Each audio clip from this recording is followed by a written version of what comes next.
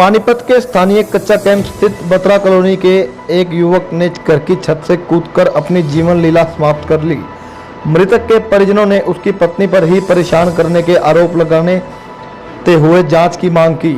जानकारी के मुताबिक 30 वर्षीय मनिंदर अपनी पत्नी और बेटे के साथ बत्रा कॉलोनी में रह रहा था। आज सुबह उसने छत से कूदकर आत्महत्या कर ली। मृतक के परिजनों का आरोप है कि उसने अंतरजातीय विवाह किया था और पत्नी के साथ काफ़ी लड़ाई झगड़ा रहता था, जिससे परेशान होकर उसने अपनी जान भी दी है। उन्होंने मांग करते हुए कहा है कि इस मामले की जांच की जानी चाहिए कि किन परिस्थितियों में उसने आत्महत्या की। वहीं दूसरी ओर मृतक की पत्नी रविता ने इन सभी आरोपों को निराधार बताया है।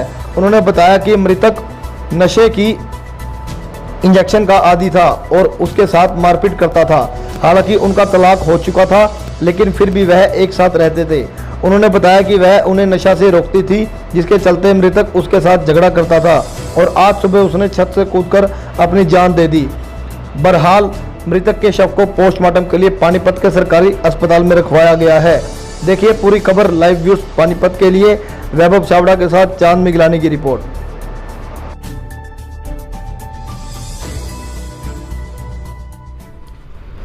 बताओ जी क्या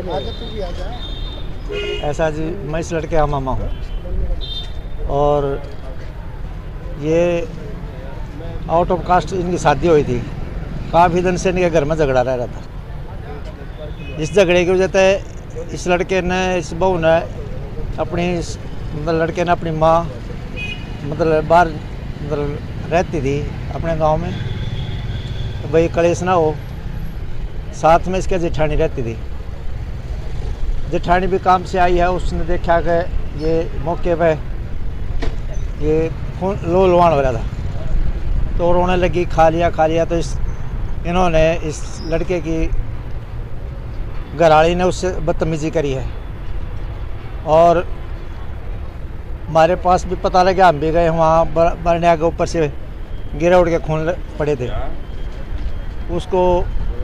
उसके बाद हम यहाँ आए तो पता लगा कि उसकी डेथ होगी। तो मियाँ आपसी झगड़ा था? आपसी झगड़ा रहता था। हो सकता है इस झगड़े ने जान ली उसकी। ये इंक्वायरी का मामला है, इसमें पुलिस जांच करे। शादी कब हुई थी और बच्चे कितने हुए? ये शादी हुई थी लगभग 10-12 साल हो गए, 12-13 साल। और इनका 1-1.5 साल पहले तलाक भी हो चुका था, लेकिन ये घर पे रह रही थी और लड़का कई बार परेशानी बताता था, लेकिन हमारे पास इसका कोई समाधान नहीं था। तो तलाक के बावजूद पति के साथ रह रही थी? हाँ जी। झगड़ा किस बात पे होता था जी? ये मकान बेचने पर, बेच दे, मेरा हिस्सा दे, फलाना दे, ये दे, वो दे।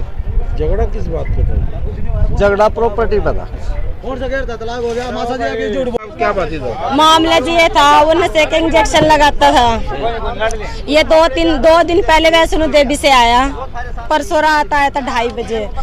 तो मैं कहने लगी, मैं कहा चलो मैं लंच कल ड्यूटी करके आई 2 बजे। मैंने कहा मैं वो कर दूंगी, कन्या बिठा दूंगी, काम करने लगी। इन्होंने किसी से पैसे ले रखे हैं 70-80 हज़ार रुपए। इनको 15 तारीख को इनके जन्मदिन वाले दिन आया था। रुक जाएगा, कल कुछ भी बात नहीं हुई। उसने मेरा मार पिटाई करी है, देखो लील पड़ रहे सारे को। रात को उसने मारा, सारा कुछ करा है। मेरी मम्मी कहने लगी, मैं कहीं ऐसे मारता है करता, मैं कहा मैं ठाक है ना वहाँ पे। मैं कहने लगी, मैं कहा ऐसा करती हूँ, मैं कहा कि पापा रोज का कलेश ना अच्छा नहीं होता है घर में। पहले हमारा बच्चा चला गया। तलाक हो रहा था क्या? तलाक जी हमारा हुआ था, लेकिन तलाक के बाद में एक दिन भी उससे अलग नहीं रही। वो खुद मेरे साथ, मियाँ बीवी दोनों सही थे घर में। तो झगड़ा किस बात पे? झगड़ा किसी बात पे नहीं, इस बात में कहा पे नशे के टिक्के मत लगाया करो। नशे की ड्रग्स लेता था। इतनी बार मैंने उसको देखा, जन्मदिन वाले दिन भी मैंने उसको मना करा। कैसे उसने क्या किया? मैं थाने में गई हुई थी सुबह, पुलिस वालों के पास भी फोन, उन्होंने खुद फोन करा पुलिस वालों ने। वो कहने लगे भाई ये तो तू आ जा, या हम आ रहे हैं, अपना जो बात अपना यहाँ बैठ के कर लेंगे। ये कहने लगे जी मैं आ रहा हूँ। फिर इसने नशे का टिक्का लगा के घर में सो गया। पुलिस वाले मेरे को कहने लगे मैं आप घर पे चले जाओ बेटा, घर जाके अगर वो घर पे हो तो आप मेरे को बता देना, मैं घर पे आ जाऊँगा। मैंने आके उनके पास कॉल कॉल करी। मैंने कहा अंकल जी, मैं कहा ये ऐसे ऐसे करके घर पे लेटे हुए हैं। मैं कह लगे मेरी बात करवा दे। मैंने उनको उठाया, मैं कह बात करो। वो बोले आप एक बार थाने में आ जाओ, आप क्यों नहीं आ रहे हो। ये कहने लगे ठीक है। बस इतनी बात कह के मैं बाथरूम करने लगी, एकदम से वहाँ से कूद गया छत पे से। हाँ जी, मैं बत्रा कॉलोनी में रहती हूँ। क्या नाम आपका? रविता है जी।